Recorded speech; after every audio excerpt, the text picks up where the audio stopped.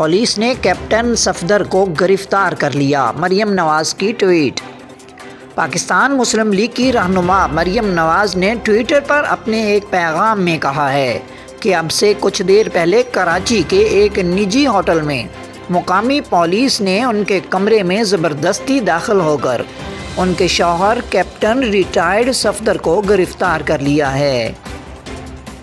گرفتاری کے سلسلے میں تیار کردہ FIR میں کیپٹن صفدر اور مریم نواز سمیت 200 افراد کے خلاف مزار قائد پر سرکاری املاک کو نقصان پہنچانے کے سلسلے میں مقدمہ درج کیا گیا ہے۔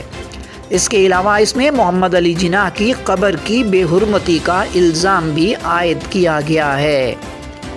کیپٹن صفدر کو بریگیڈ تھانے میں منتقل کیا گیا ہے اور یہ مقدمہ وقاص احمد خان نامی شہری کی مدعیت میں درج کیا گیا ہے۔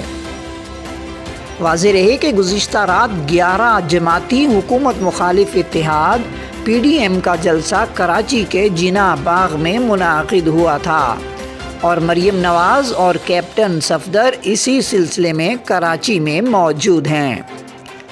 پاکستان کے وفاقی وزیر فواد چودھری کا ٹویٹر پر کہنا ہے کہ سندھ پولیس کا کیپٹن صفدر کی گرفتاری کا عمل قانون کے احترام کا بیانیہ ہے۔ ان کا مزید کہنا تھا کہ قائد اعظم محمد علی جناح کی قبر اور ان کا مزار کم ظرف سیاسی قیادت کے کھیل کا میدان نہیں، ہر پاکستانی کے لیے مقدس جائے ہے۔ قائد کے مزار پر اٹکھیلیاں، نعرے بازی اور غیر سنجیدہ طرز عمل قانون کے خلاف ہے، سزا ہونی چاہیے۔